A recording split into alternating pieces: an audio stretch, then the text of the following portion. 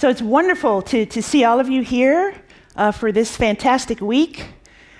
This has been a really important, very emotional morning already for me, hearing the presentations from our speakers. But I wanted to interject a little bit of fun before, and we can bring up my slides, before we talk about the themes that I'd like to touch on, which is your knowledge, our community, and the ocean's resilience. And similar to what Kathy Sullivan mentioned, I did not know what Chris or Kathy were going to present, but serendipitously, I think the themes continue to mesh. But I want to first wish everyone a happy Halloween. Yesterday was Halloween. This is a fantastic jack-o'-lantern that was carved aboard the research vessel Roger Revelle, and it looks pretty scary to me, as does this ghostly octopus that was photographed by the EV Nautilus, and we'll hear from the Nautilus a little later on in the morning. And then yesterday we had a very important Global Ecological Coastal Units workshop, and you'll hear more about that in a few minutes. But during that workshop, we were visited by a Halloween goblin, who is none other than the great Roger Sayre of the U.S. Geological Survey, who is leading our Ecological Coastal Unit efforts. Also, given that Kathy Sullivan is one of the most amazing people on the planet, as well as having been to space as the first American woman to walk in space, I would be remiss without letting you know that today, LEGO has released this brand new kit, the Women of NASA. So, yes.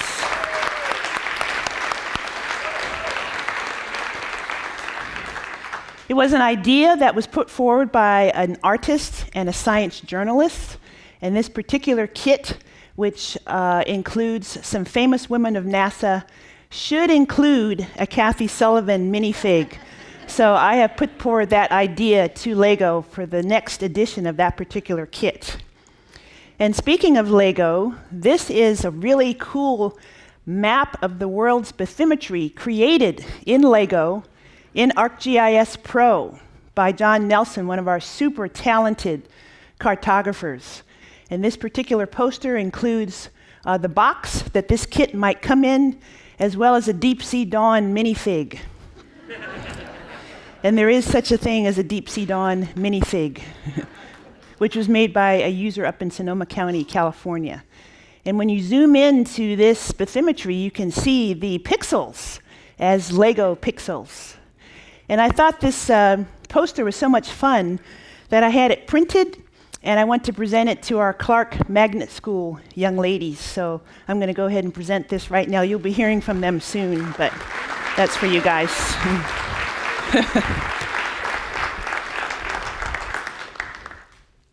Okay, now on to the serious stuff. Your knowledge, our community, our ohana, and the ocean's resilience.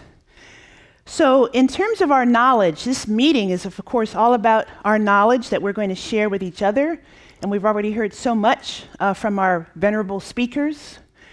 I was recently at a meeting right before this. Drew Stevens and I were at an ocean exploration forum, and I see a couple of friends in the audience who are at that meeting as well. And the timing of that meeting, of course, was very, very important because it came before our meeting, and we can draw from what they talked about. And Sylvia Earle, one of the world's most foremost citizens of the planet, tweeted at that time that the oceans deserve our respect and care, but you have to know about something before you can care about it. And so in terms of knowledge, we hope that this meeting will add to the knowledge, but I just want to alert you to the National Ocean Exploration Forum, which took place on October 21st and 22nd at UC San Diego, and you can get information about that forum at the websites that are pictured on this slide. And the purpose of that meeting, which was in a succession of meetings like this Esri Ocean Forum, was to talk about data. This was the first time that a National Ocean Exploration Forum really focused specifically on data and visualization. So the implications for us as GIS folks is really profound now. And one of the quotes that was put forward at that meeting, which was so appropriate given that it was made by Walter Munk, who, as many of you know, is one of the world's most foremost oceanographers, who has just turned 100 years old. In fact, Walter just built a Lego model. So all of the Lego boxes that say ages 8 to 99, they need to change those boxes because he's 100 years old. He famously said the 20th century was the century of undersampling the ocean. And we certainly know that to be true. We're trying to turn that on its head now. Many of you are involved in actually collecting critical data that we still need for the oceans. And as we collect that data, and as we try to make the data cognitively and emotionally accessible, as Catherine Sullivan just challenged us to do, John Delaney from the University of Washington made a very profound quote at the National Ocean Exploration Forum. He said, "What if Wayne Gretzky were an oceanographer? Would we, the ocean community, win the Stanley Cup?" And just stay with me now. I know the last World Series game is tonight and the Dodgers are going to win, but just stay with me and think about hockey for just a second. He said further, Wayne Gretzky himself said to skate to where the puck is going, not to where it is now. And that's really what this meeting is about.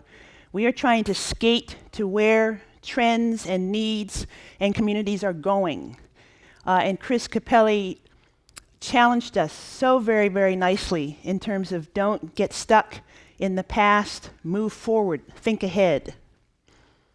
So in that spirit, I want to just show you a couple of websites that are important in this realm.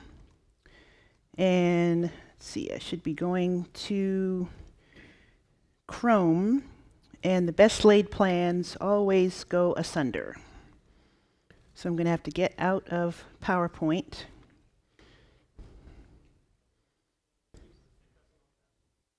Okay. Oh, there we go. One more? Okay, great, thanks. So this is from our new community page space on GeoNet. And there is a summary of that National Ocean Exploration Forum for you that I have posted.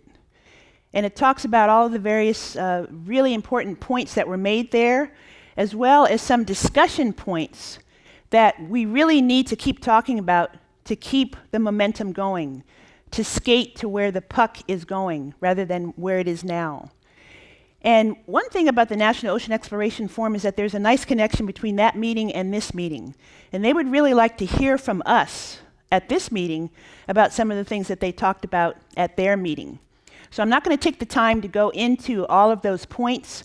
They are on this space within GeoNet, and you'll be hearing from Chris Catania later on today about how to join GeoNet and get into that community in order to keep the discussion going. But I want to challenge you to please read this piece and to please respond to it. And the first 3 people who do so will get a free autographed copy of Ocean Solutions, Earth Solutions. You'll get the book as well as the e-book. And in terms of the book, we will send the book home for you so that you won't have to carry this in your luggage. So I'll be looking to see who the first 3 respondents are. And you'll get the book. But more importantly, we want to hear your ideas about ocean data in the context of ocean exploration and ocean conservation. Another initiative that's going on in terms of knowledge building is a new initiative at Microsoft known as AI for Earth, Artificial Intelligence for Earth. And Microsoft has asked Esri and several others to partner with them in this artificial intelligence and machine learning initiative. And they have a new part of that initiative called AI for Earth and Our Oceans. And if you are involved particularly in big data, and pretty much all of us who are involved with the oceans, our data are normally big or complex or challenging, and you would like to be involved in actually using some cloud services for free under a grant from Microsoft, you have until December 15th. You can apply for that particular grant. And in this particular page here, they have some examples, including our friends from Taylor Shellfish. And so that is a really important program. The URL for this is in the slide deck that you will get immediately after my remarks. I also wanted to talk about the Story Maps initiative that we have in terms of all of you who have done such a wonderful job with creating story maps, and you'll see so many examples of that, including immediately following here. I've been trying to compile all of these into a blog post called An Ocean of Story Maps, and some of you may be familiar with this. And there are various other ways that you can actually put together story maps now in terms of groups or collections. And those of you who are in the Story Maps workshop, you heard about this and how to do this. So once again, I'd like to point you to some of the wonderful resources that you are putting together. Your knowledge is coming out in some wonderful ways in story maps. This is a gallery of story maps that I've put together by those of us at Esri who have created story maps. But again, there are so many that you are creating almost on a daily basis. And so I'd love to point you to that website. So these are the websites that I just talked about, and again, these will be in a slide deck that you'll be able to get to. And in terms of the knowledge production from this meeting, one of the things that has been very nice is that we have taken many of the papers that you've presented, and we have put them into books, such as the Ocean Solutions, Earth Solutions book by Esri Press.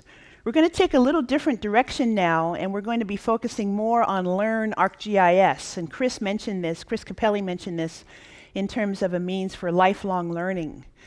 And we'll be scouring the presentations, the lightning talks today, and looking to work with many of you in terms of turning those into Learn ArcGIS lifelong learning modules.